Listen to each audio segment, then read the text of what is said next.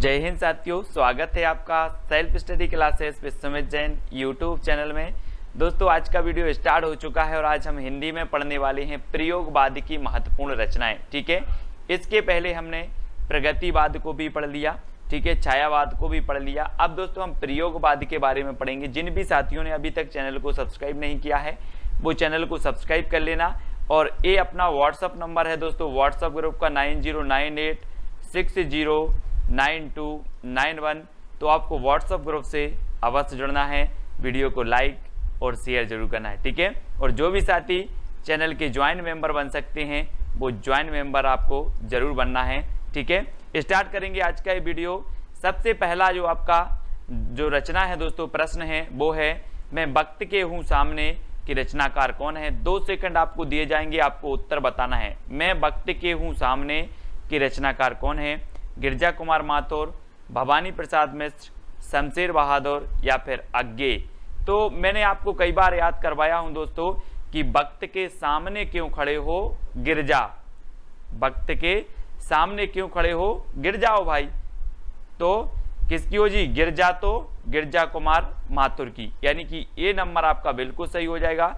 और दोस्तों आपको पता है कि इसे 1991 में साहित्य अकादमी पुरस्कार भी मिला है। मैं वक्त के हूँ सामने के लिए गिरजा कुमार माथुर की रचना है और इसे 1991 में साहित्य अकादमी पुरस्कार मिल जाता है। ठीक है, अगला क्वेश्चन है प्लाट का मोर्चा की रचनाकार कौन है। अब 2 सेकंड आपको दिए जाते हैं और दोस्तों प्लाट के मोर्चे में कोई सियार को उतारोगे कि शेर को उतारोगे, जल्दी से बताना है। प्लाट के बोले सर बेटा प्लाट के मोर्चे में मैं सियार को नहीं शेर को उतारूंगा, यानी कि प्लाट का मोर्चा शमशेर बहादुर। किसकी होगी रचना? शमशेर बहादुर का। अब याद रखना है आपको, प्लाट के मोर्चे में सियार को नहीं शेर को उतारना है, तो शमशेर बहादुर यानी सा नंबर आपका बिल्कुल सही हो जाएगा। ठीक है, अगला है दोस्तों गीत फरोश के रचनाकार कौन है। गीत फरोश 4 विकल्प है, 2 सेकंड आपको दिए जाते हैं। दोस्तों हमें किसके गीत गाना है? हमें गीत गाना है भवानी के। किसके गीत गाना है? भवानी के गीत गाना है। तो गीत फरोश रचना के रचनाकार कौन होंगे? कौन होंगे? भवानी प्रसाद मिश्र, यानी कि आपका जो विकल्प नंबर बी है वो बिल्कुल सही हो जाएगा। बी नंबर 1956 की रचना मानी जाती है। और अगला है दोस्तों आंगन के पार द्वार के रचनाकार कौन है। और 4 विकल्प हैं और आपका बिल्कुल सही आंसर हो जाएगा कि आंगन के द्वार पर कौन खड़े हैं? अज्ञे खड़े हैं। आंगन के द्वार पर अज्ञे खड़े हैं और ये रचना अज्ञे की है, ये भी आपको याद रखनी है। ठीक है, चांद का मोह टेढ़ा की रचनाकार कौन है दोस्तों? 4 विकल्प हैं। मैं आपको बता दूं कि अगर व्यक्ति की मुक्ति हो जाए तो उसका जो मोह होता है वो सीधा नहीं रहता, ऐसा हो जाता टेढ़ा। चांद का मोह टेढ़ा, मुक्ति मिल गई तो चांद का मोह टेढ़ा हो जाता है। तो चांद का मोह टेढ़ा ये रचना किसकी होगी? मुक्ति बोध, यानी कि आपका जो सा नंबर है वो बिल्कुल सही हो जाएगा।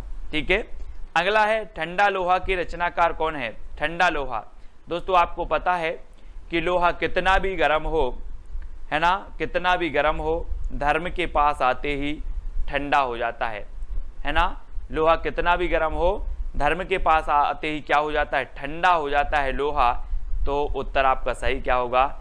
धर्मवीर भारती। ये ठंडा लोहा रचना है धर्मवीर भारती, यानी बी नंबर आपका बिल्कुल सही हो जाएगा। ठीक है, काठ की घंटियां की रचनाकार कौन है दोस्तों? काठ की घंटियां, अब 4 विकल्प हैं। गिरजा कुमार माथुर, धर्मवीर भारती, सर्वेश्वर बहादुर, सर्वेश्वर दयाल सक्सेना या फिर अज्ञे। अब एक चीज बताना, काठ की घंटियां यानी कि बहुवचन में शब्द है, घंटियां यानी बहुत सी घंटियां।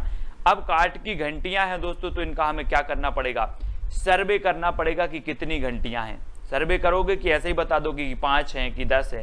पहले काठ की घंटियां का हमें सर्वे करना है। तो काठ की घंटियां के रचनाकार कौन होंगे? सर्वेश्वर दयाल सक्सेना। ठीक है, कुआनो नदी भी इनकी रचना है। ठीक है, ये भी आपको याद रख लेनी है। काठ की घंटियां, जंगल का दर्द भी इन्हीं की रचना है। ठीक है, खूंटियों पर टंगे लोग भी इन्हीं की रचना है। इनको याद रख लेना है। सिर्फ सर्वे आपको याद करना, सर्वे, काठ की घंटियों का सर्वे करना है। बुनी हुई रस्सी के रचनाकार कौन है दोस्तों? आपको पता है दोस्तों, जब आप जाते हो कहाँ, भवानी के मंदिर में जाते हो, भवानी के मंदिर में, तो वहां पर इस प्रकार से आपको एक बुनी हुई रस्सी मिलती है है ना, हाथ में बांधने के लिए पचरंगा धागा है, बुनी हुई रस्सी आपको भवानी के दरबार में मिलती है। कहाँ मिलती है? भवानी के दरबार में। बोले सर भवानी के दरबार में तो बुनी हुई रस्सी मिलती है, तो ये बुनी हुई रस्सी के रचनाकार कौन होंगे? भवानी प्रसाद मिश्र, यानी डी नंबर आपका बिल्कुल सही हो जाएगा। ठीक है, अगली है दोस्तों, महावृक्ष के नीचे 1977 के रचनाकार कौन है? गिरजा कुमार माथुर, धर्मवीर भारती, अज्ञेय या फिर भवानी प्रसाद मिश्र। महावृक्ष के नीचे, है ना, हम बोलते नहीं है कि वहां वृक्ष के नीचे कौन सोया है, आप बोलोगे अज्ञेय, पता नहीं। वहां वृक्ष के नीचे, महावृक्ष के नीचे या फिर वहां वृक्ष के नीचे कौन सोया है? अज्ञेय, पता नहीं। अज्ञेय, तो ये अज्ञेय की रचना है, महावृक्ष के नीचे अज्ञेय। ठीक है, सा नंबर आपका बिल्कुल सही हो जाएगा। अगला है, सपना अभी भी के रचनाकार कौन है? 2 सेकंड आपको दिए जाते हैं दोस्तों। सपना अभी भी है काय का? धर्म करने का। सपना अभी भी है धर्म करने का, तो धर्मवीर भारती, यानी उत्तर आपका सही क्या हो जाएगा? विकल्प नंबर बी। ठीक है, आपने पढ़ा होगा दोस्तों, गुनाहों का देवता, सपना अभी भी है, ठंडा लोहा, ये सारी रचनाएं धर्मवीर भारती की हैं, जिनको हमने ट्रैक से कई बार याद करवाया है। खूंटियों पर टंगे लोग, अब दोस्तों एक चीज बताना कि खूंटियों पर टंगे लोगों का हमें क्या करना पड़ेगा? सर्वे करना पड़ेगा, तब हमें पता चलेगा कि खूंटियों पर कितने लोग टंगे हैं। तो खूंटियों पर टंगे लोग का क्या करना है? सर्वे। तो सर्वेश्वर दयाल सक्सेना की ये क्या हो जाएगी? रचना हो जाएगी। ठीक है, अगला है, शिलापंख चमकीली के रचनाकार कौन है? दोस्तों एक पक्षी था, उसने बोला कि मेरे जो शिलापंख थे वो बहुत चमकीले थे, अब क्या हो गए हैं? गिर गए हैं, है ना। आपने जटायु का नाम सुना होगा, बोले मेरे पंख शिला चमकीले थे, अब गिर गए हैं, गिर गए, है ना। तो शिला पंख चमकीले, ये किसकी रचना होगी?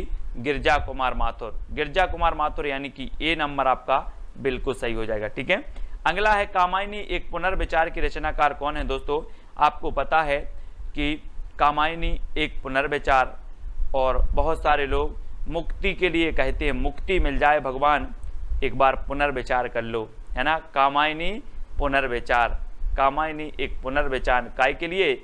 मुक्ति के लिए एक पुनर्विचार, तो मुक्ति बोध की रचना हो जाएगी कामायनी एक पुनर्विचार।